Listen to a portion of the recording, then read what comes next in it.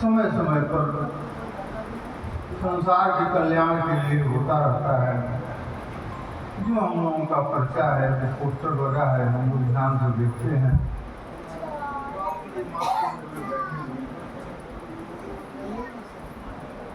उसके चारों तरफ 8 विग्रह,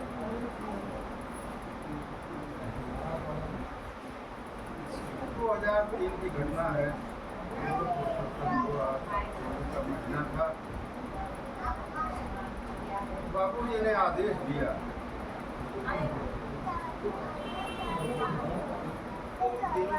संसार को छिपा लिया, मेरा असली रूप छापा। बाबू जी के आदेश पर यह तो पर्चा छापा गया है।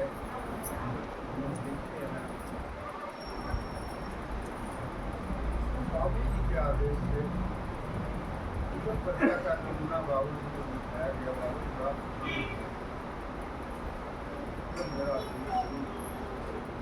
संसार के सामने आने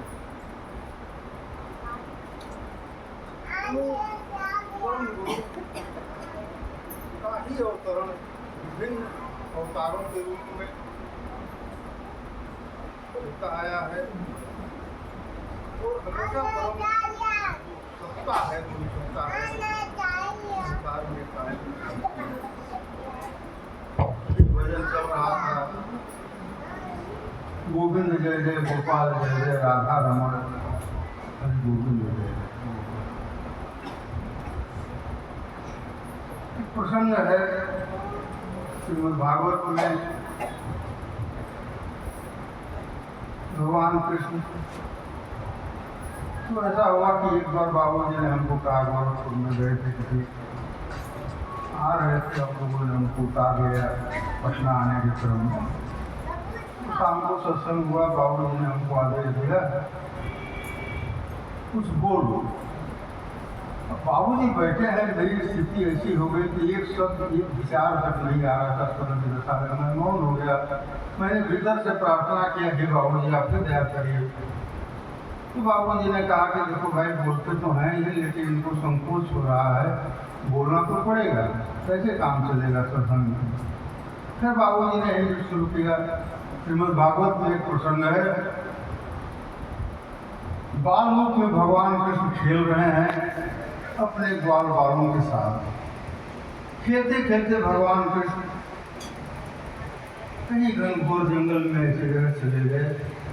सभी साथियों से उलझल हो गए, सबको चिंता हो गई। भगवान कृष्ण बालक और तमाम जंगली जानवर, तो भगवान कृष्ण की सुरक्षा की चिंता सबको हो गई। सब लोग जाते हैं, खोजते खोजते जाते हैं, तो वहाँ पर एक दृश्य देखते हैं कि भगवान कृष्ण एक शिला पर बैठे हुए हैं और ऊपर से ब्रह्मा विष्णु महेश सभी लोग पुष्प की वर्षा कर रहे हैं भगवान कृष्ण को। इंद्र सहस्त्र नेत्रों वाले इंद्र, सहस्त्र इंद्रियों वाले इंद्र भी पुष्प वर्षा कर रहे हैं। ऐरावत हाथी जल की वर्षा भगवान कृष्ण के ऊपर। पीछे सुरभि गाय खड़ी है। इसी प्रसंग में यहीं पर भगवान कृष्ण को गोविंद कहा गया है श्रीमद् भागवत में। तो क्यों गोविंद कहा गया है? इसलिए कि क्या सुरभि गाय खड़ी है, गो से गाय है, सामान्य रूप से लोग समझते हैं। तो बाबू जी कहे कि नहीं, यह श्रीमद् भागवत की रचना महर्षि व्यास ने की। कल नारायण सर ने थोड़ी चर्चा की। और लिखने वाला कौन है? गणेश जी। गणेश जी क्या थे? देवताओं में परम श्रेष्ठ, बुद्धि के दाता, ज्ञान के दाता, और वैसा व्यक्ति लिख रहा। तो गणेश जी ने एक शर्त लगाई कि मेरी लेखनी बंद नहीं होनी चाहिए। तो तो व्यास जी ने भी कहा ठीक है, जो भी आप लिखोगे समझ कर लिखो। तो व्यास जी रचना करते थे, 7 श्लोक की रचना करते थे, 8वां श्लोक थोड़ा क्लिष्ट कर देते थे। जब तक गणेश जी समझे तब तक पुनः आगे रचना कर देते। तो गणेश जी ने तो समझ कर लिखा था, एक छोटी शर्त थी। तो बाबू जी ने कहा कि मैंने पूछा, भाई गणेश जी तुमने तो समझ कर लिखा है, तुम बताओ ये गोविंद का अर्थ क्या है। बाबू जी के मांगे, मैं इसमें कहीं नहीं। तो गणेश जी ने बताया, गो मतलब इंद्रियां, बिंद मतलब बीच में, इंद्रियों के मध्य में वही भगवान कृष्ण बैठे हुए हैं। अब इंद्रियां है क्या? तो जितना भी ब्रह्मा विष्णु महेश सहस्त्र नेत्रों वाले निरावत हाथी ईश्वर वैभव और सुरभि गाय खड़ी, तो सबके बीच में भगवान कृष्ण बैठे हुए हैं। यही शरीर है और शरीर के भीतर योग के जानकार हैं, जानते हैं तमाम योग में चक्र आते हैं। शिव चक्र जो है, ब्रह्म चक्र, विष्णु चक्र, उसको भी पार गुरु ही कराते हैं। इसके बाद तमाम इंद्रियां शरीर में है, इसी के भीतर वो बैठा हुआ है। तो गोविंद जो बैठा हुआ ईश्वर तत्व जो है सबके भीतर, हम लोग पढ़ते हैं गुरु वंदना में, मध्य हो गुरु मंदिर, या मध्य में गुरु का मंदिर है। अब हम जाते हैं मंदिर दर्शन करने, कहीं भी जाते हैं, जितना भी संसार की पूजा हम करते हैं, जितना विधि विधान जितना भी संसार में है, मत मतांतर विमत शास्त्र मत, जितना भी शास्त्र सम्मत, आप ध्यान से देखिएगा। मंदिर तो हम जाते हैं दर्शन करने, सामने विग्रह है, तो कोई भी व्यक्ति जब दर्शन करने जाता है तो क्या वहाँ आँख खोलकर दर्शन करता है? बराबर उसका ध्यान हृदय में चला जाता है। क्यों जाता है? क्योंकि वहाँ पर गुरु का स्थान है। और जितनी भी पूजा संसार में होती है, जिस मत मतांतर से पूजा होती है, तो सभी गुरु की ही पूजा है, जिस रूप में आप करिए। तो सवाल उठता है कि फलाफल अलग क्यों होता है? तो फलाफल होगा क्योंकि आपकी जो आस्था है, आपका विश्वास है, जिस रूप में आप मानते हैं विग्रह को, उसी के अनुरूप आपको फल मिलेगा। लेकिन एक गुरु तो सत्संग जो है अंतिम साधन है, अंतिम साध्य है। और यहाँ गुरु के सत्संग में, गुरु के शरण में आने के बाद साधन का प्रवेश नहीं है, केवल एकमात्र कृपा ही है। तो बाबूजी ही गोविंद है। तो बाबूजी सबके भीतर स्थापित हैं। मध्य हो गुरु मंदिरम, पूर्ण मन पर वही रहे, उसमें श्री गुरु के नाम। तो ये परम गुरु की जो सत्ता है, यही गोविंद है, वही गोपाल है। अब राम भी वही है, कृष्ण भी वही है, और सब कुछ वही है। और राम की भी चर्चा हुई भजन में, खूब से लोग राम नाम ही पार करता है संसार को, भवसागर को पार करने वाला है। इसमें कोई संशय नहीं है कि राम नाम बहुत पवित्र है। तो बिना राम के भवसागर से पार नहीं कर। वो तुलसीदास जी रामचरितमानस में एक जगह लिखे हैं कि गोविंद भवन भी तरह हुई, जो विरंच शंकर सब हुई। गुरु के बिना इस भवसागर से कोई पार नहीं कर सकता, चाहे वो विरंच ब्रह्मा जी तो शंकर ही क्यों न हो। अब यहाँ पर भगवान शंकर और ब्रह्मा जी पर भी एक प्रश्न चिन्ह लगता है, लेकिन जितने भी शास्त्र हैं, ग्रंथ हैं, गुरु पर आज तक कहीं कोई प्रश्न नहीं लगता। तो गुरु सर्वोच्च सत्ता।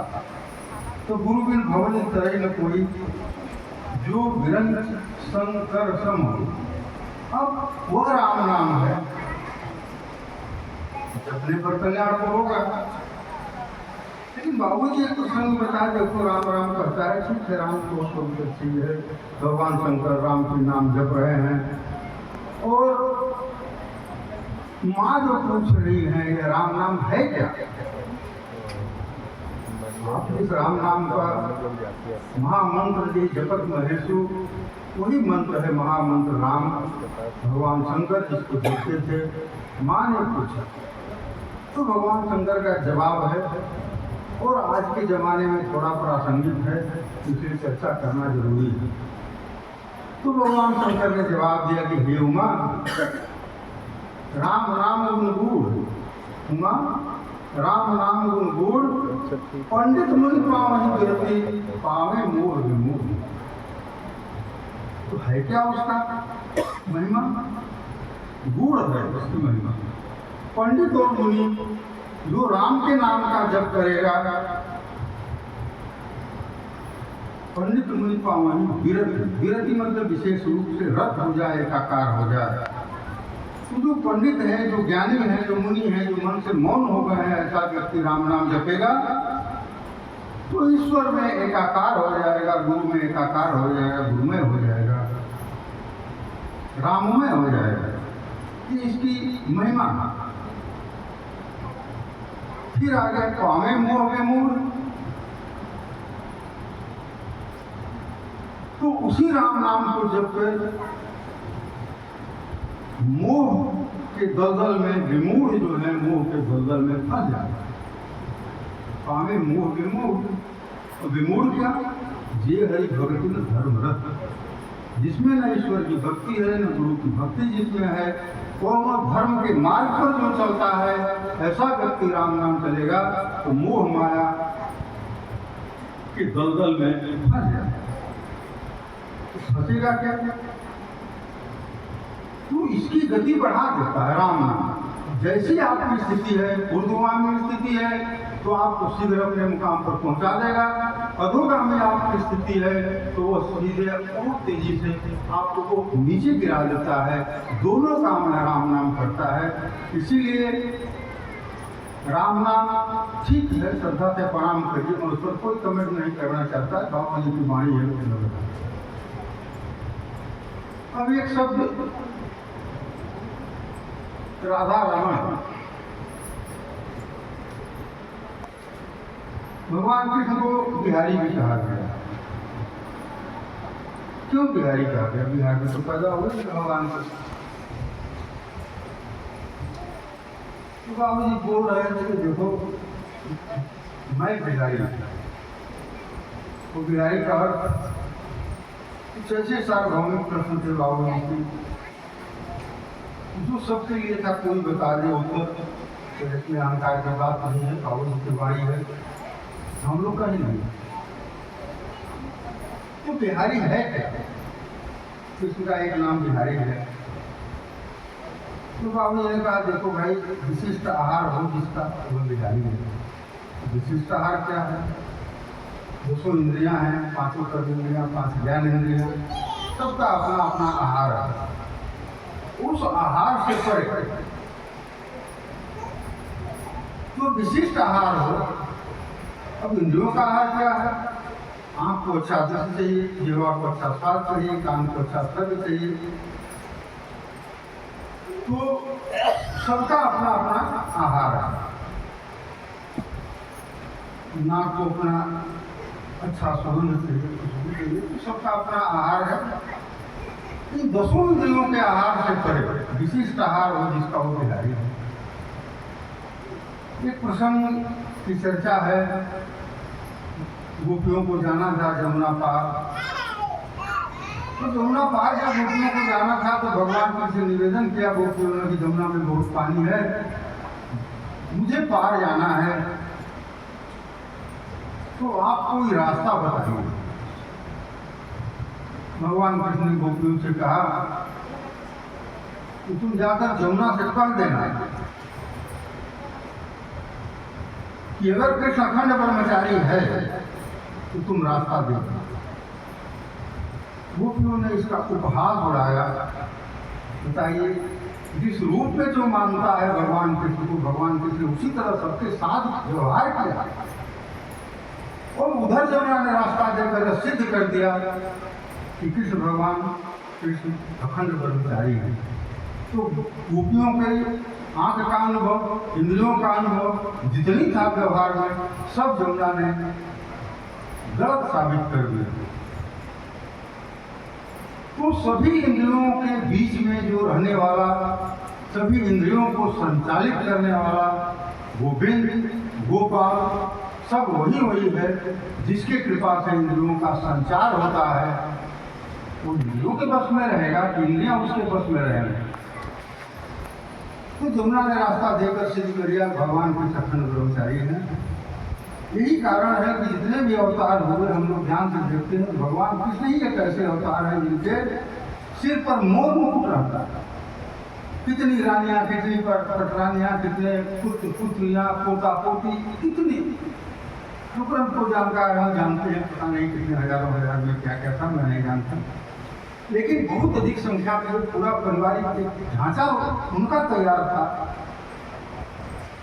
और जिसके केंद्र में वो थे और वह आदमी अखंड ब्रह्मचारी था। तो सभी संसार में रहते हुए संसार से परे यही गोविंद का स्वरूप है। तो है क्या भगवान कृष्ण का आहार?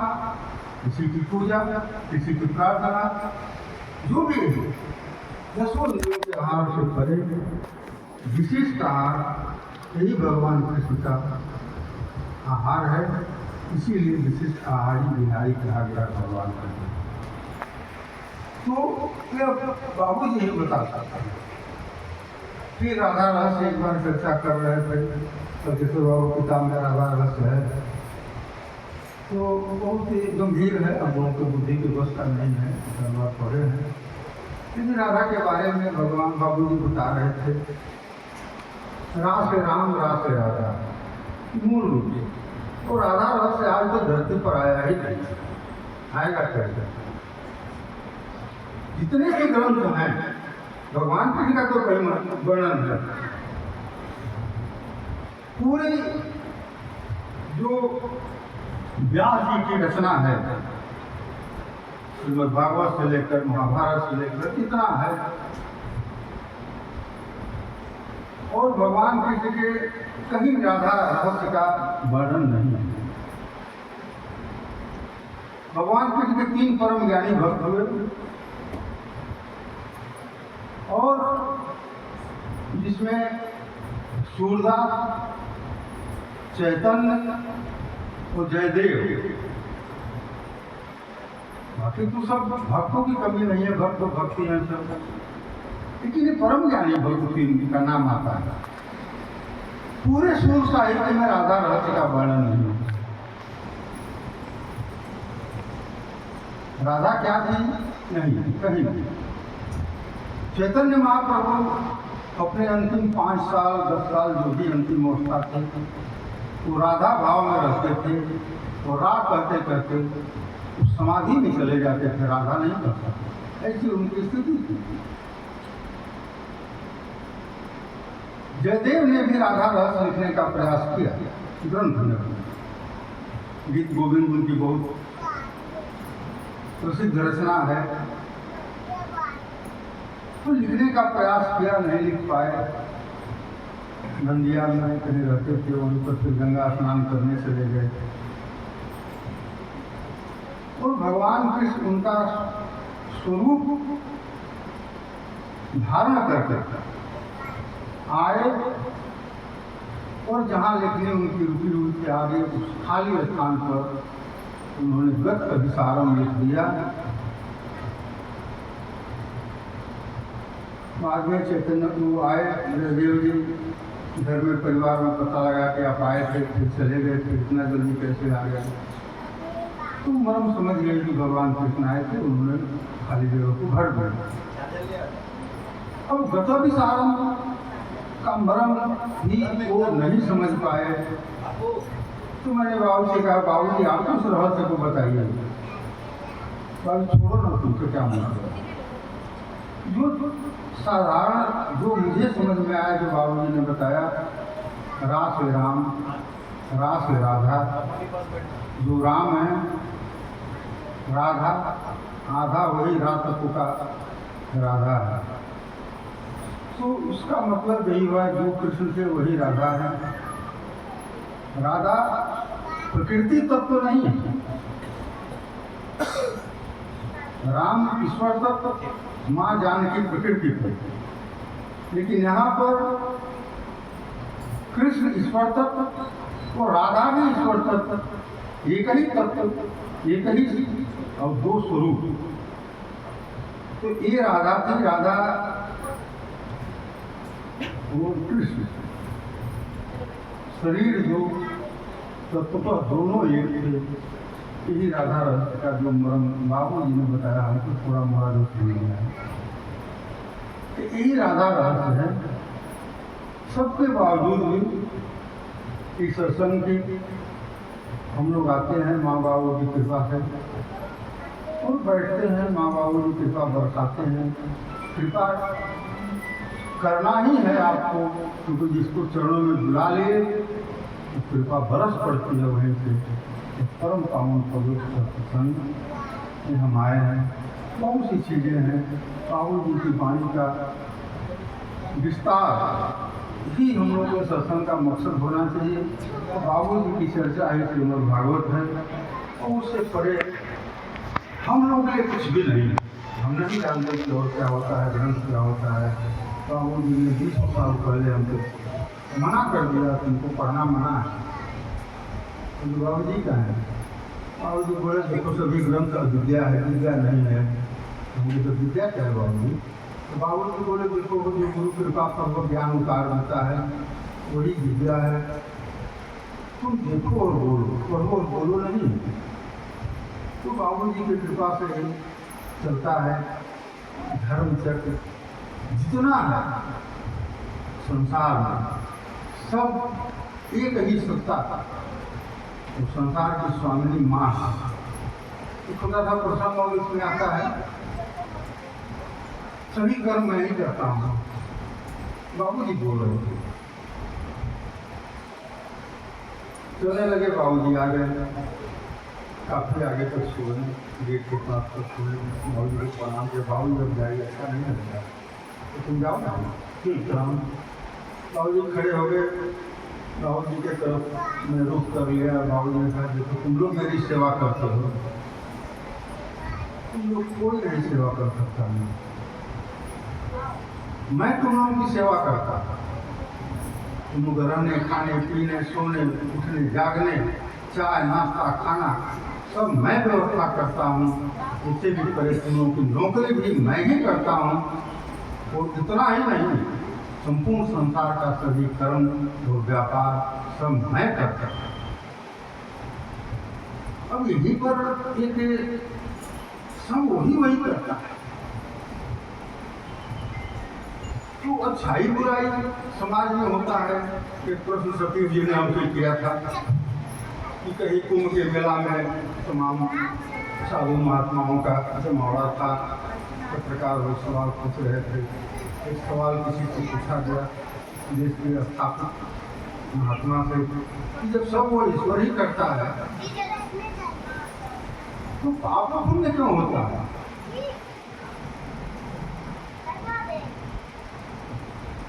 तो पाप पुण्य कैसे होता है?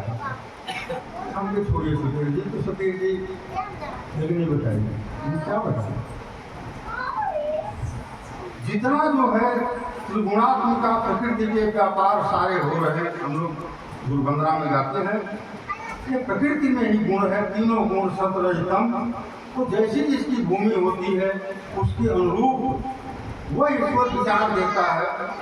तो सबके भीतर जो कर्म कराना होता है वैसा विचार देता है और वैसा माहौल क्रिएट करके वो कर्म करा लेता है। जिससे जो इस मर्म को जान गया कि सब वही करता है।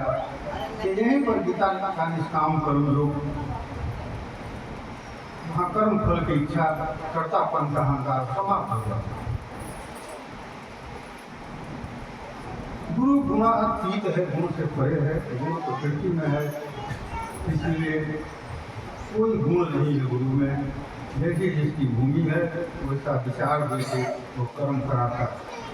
तो गीता का निष्काम कर्म जो ऊपर बाबू जी बता रहे थे, लेकिन कभी इसका मूल सिद्धांत नहीं दिया गया है।